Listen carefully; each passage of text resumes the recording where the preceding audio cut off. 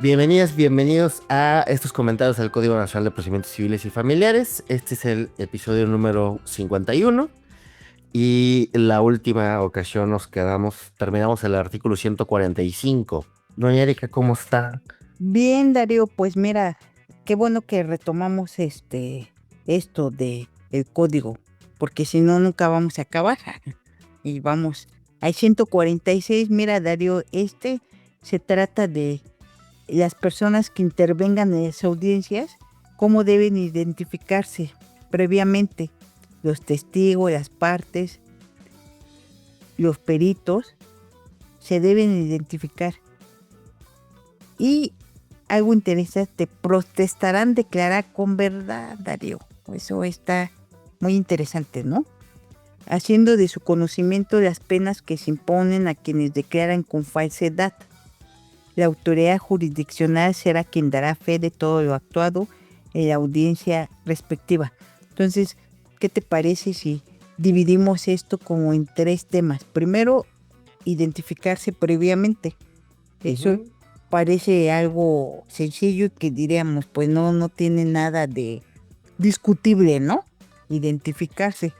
Pero recuerdas que habíamos hablado de esto de las videograbaciones, el artículo anterior 145. Entonces esto de identificarse, también hay que recordar a quien nos escucha que hay muchas tesis de la Corte que me parece que recientemente la moderaron, porque había unas tesis de la Corte para el sistema penal que si no estaban bien identificados era reponer el procedimiento. Y recientemente ya han moderado la tesis diciendo, bueno, siempre y cuando no haya otra manera de tener certeza que ya se identificaron esas partes, sobre todo como abogados, ¿verdad? Que se tenga claridad. Y ¿por qué es esto importante? Además de anunciar que hay ese criterio que ya ha sido moderado por la Corte, porque en estos sistemas de oralidad, pues lo que se debe privilegiar es la celeridad, como uno de los principios que habíamos anotado, ¿verdad, Darío? Que dice acá el código. Entonces, en ese sentido, pues se debería entender o tender a tener toda esa seguridad antes del inicio de la audiencia. Y ahí habría que preguntarnos, pero si privilegiamos esa celeridad para que ya se inicie la audiencia, y aún con las que son virtuales, pues se graban, pero también las que son en la sala de audiencias, pues en México se graban en audio y video.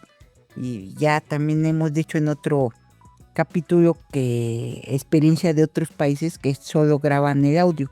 Por eso la precisión que en México grabamos audio y video.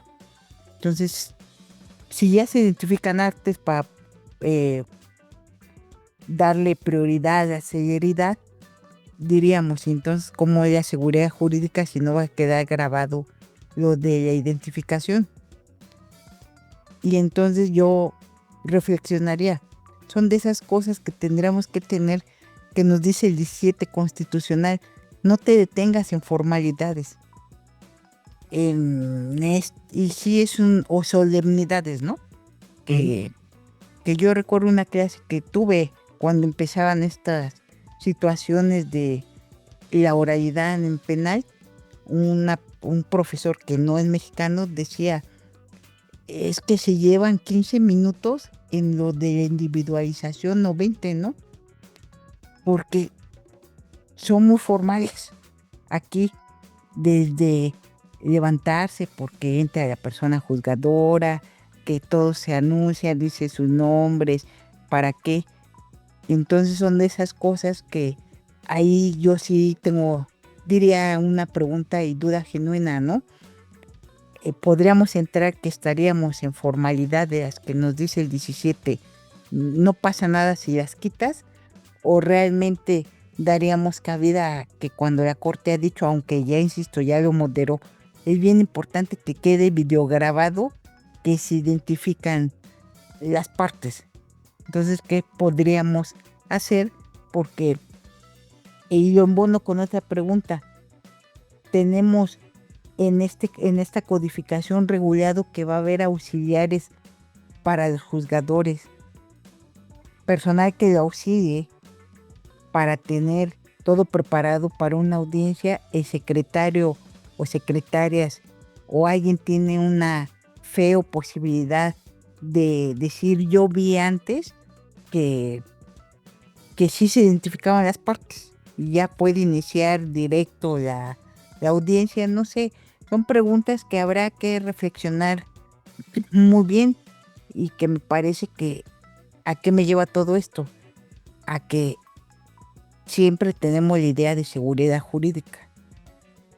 Entonces, pues yo te hago esas preguntas, Darío. Gracias, Erika, porque sobre todo el funcionamiento de audiencias, creo que es eso. Cuando uno ve los artículos, parece como muy sencillo, pero justo las problemáticas que pueden aparecer son estas. Yo, en temas administrativos, he insistido mucho.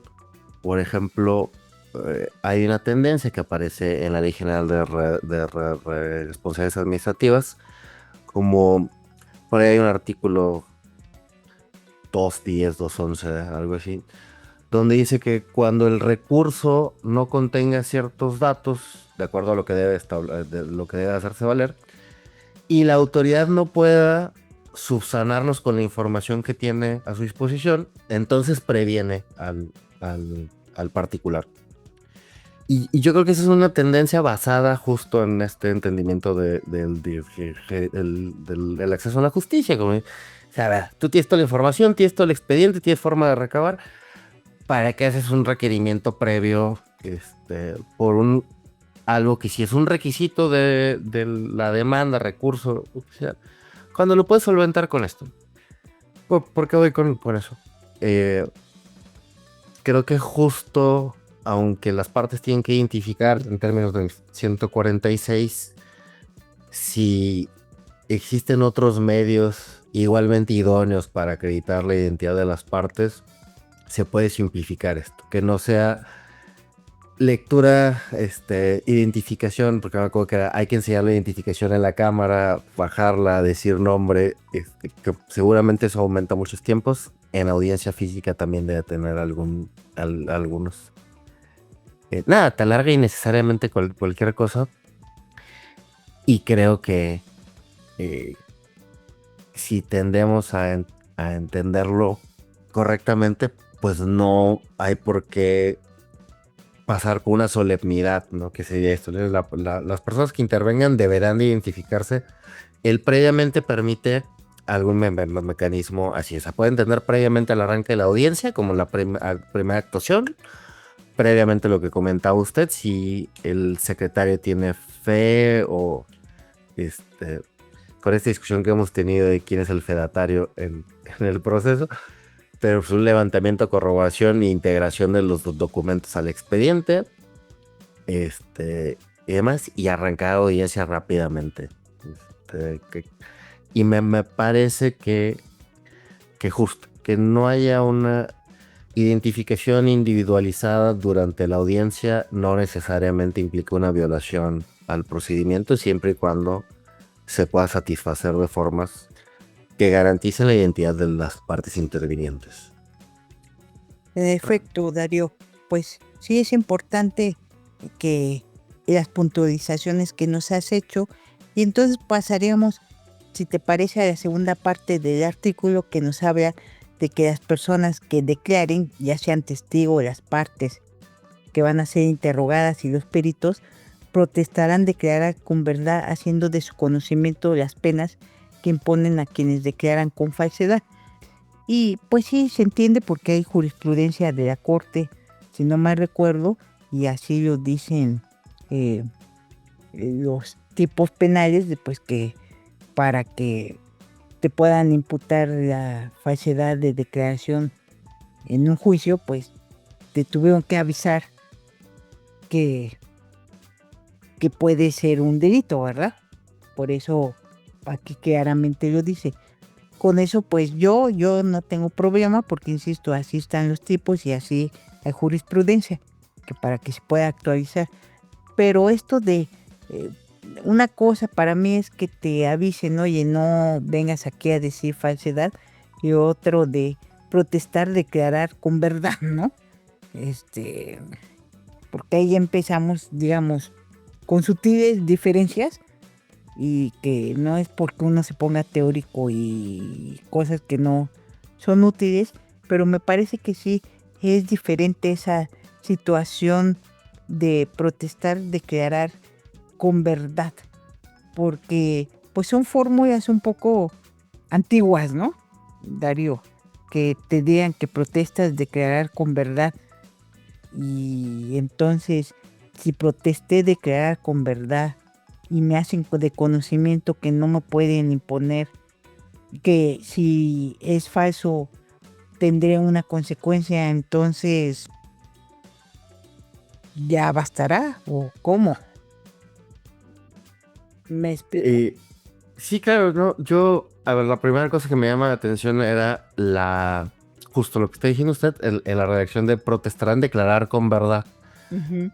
Creo que la fórmula más, no más tradicional, pero la más actualizada es la del Código Nacional de Procedimientos Penales, que ahora está revisando, pues, el artículo 49, donde dice, acto seguido se le tomará protesta de decir verdad. Es una sutileza, pero no es lo mismo la protesta de decir verdad que declarar con verdad. Yo pensaría que para los efectos de desahogo de audiencia no hay problema, ¿no? Es el mismo tipo de... Entonces sí tiene una sutileza para los efectos de cuando uno incurre en falsedades, el tipo de acusación, porque... híjole, ¿qué diferencia habría entre cuando alguien protestó de decir verdad a cuando alguien declarar con verdad? Es el conocimiento de los hechos y cómo lo manifiesto, ¿no? Es finalmente esa sutileza de la incorporación de mi dicho. Estoy pensando en un ejemplo, don Erika, pero adelánteseme usted, que es así, esto las trae en el radar. No, pero pues sí, protestarán, te quedará con verdad, me suena más a estos juramentos, ¿no? El juramento, que por cierto, habrá que decirlo, si no mal recuerdo, que hay una tesis por ahí un poco ya viejita de a corte que habla sobre, pues que no tiene ningún valor el juramento, porque pues hacen todo un análisis histórico de lo que significaba el juramento y demás, y por ahí puede venir esa diferencia sutil que tú estás señalando entre protestar de declarar con verdad a, como dice el Código Nacional, Darío. O sea, eso es la referencia que a mí me hace pensar, y pues a lo mejor quieren decir lo mismo y nada más es una redacción diferente, pero habrá que dejar claro que esa referencia, que no se trata de el juramento. Pero digo, nomás aprovechando, digo, pues sí di una repasada. Por ejemplo, el anterior Código Federal de Procedimientos Civiles hablaba de la protesta de conducirse con verdad, la protesta de decir verdad, protesta de decir verdad en el caso de declaraciones, bajo protesta de decir verdad, bajo protesta de decir verdad. Y sí, creo que de decir verdad a declarar con verdad es mi edad probablemente dirigía lo mismo, pero que quizá pueda haber este malentendimiento en los términos que usted hablaba. En la práctica, ¿qué hacer? Apercibimiento de que no digan cosas falsas ante autoridades, indicación de las consecuencias de la declaración de hechos falsos ante autoridades, y con eso el cumplimiento eventual para una posible acusación penal por la declaración de hechos falsos. Claro, la idea, nada más ahí que ya para cerrar pues, el tema, dejo ahí el comentario al aire, pues es que todas estas modernas teorías de epistemología que pues nos llevan a que es bien difícil de saber quién miente. Es más, no podemos saberlo, ¿no? Totalmente. No creo que el código sea tan moderno. En ese sentido, creo que entiendo, y como toda esta cuestión de sesgos, errores del cerebro cuando se acuerdan las cosas, digamos. Pero pues creo que la finalidad, sobre todo ya han pensado en términos de código penal y el delito de declaración de falsedad, es que tengas el conocimiento de una cosa en términos A y que vayas y declares deliberadamente B, ¿no? Exactamente, que sea a propósito, digamos, y con una finalidad, ¿no? Y todo. Pero bueno, cerrando ya ese tema, nos queda la última parte, que la autoridad jurisdiccional será quien dará de fe de todo lo actuado en la audiencia respectiva.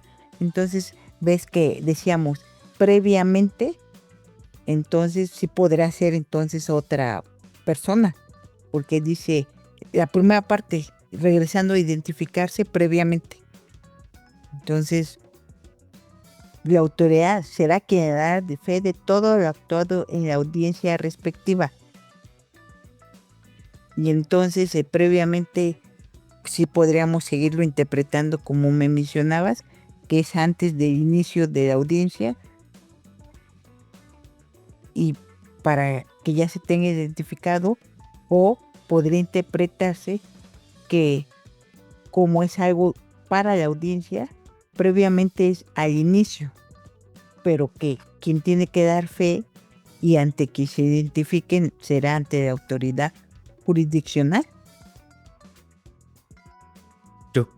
Yo creo que no, o sea, que ese previamente de la primera línea del artículo permite que no sea necesariamente O sea, en la audiencia. en acto que no es audiencia.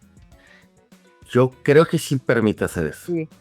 Yo pienso también lo mismo, Dario, pero lo dejo enunciado para, pues, si se presenta alguna problemática, pero para mí también es que se puede hacer antes de iniciar la audiencia. Por ende, podría ser alguien que sí tuviera una facultad para identificarlos, aunque no sea la autoridad jurisdiccional llamada juzgador o juzgadora.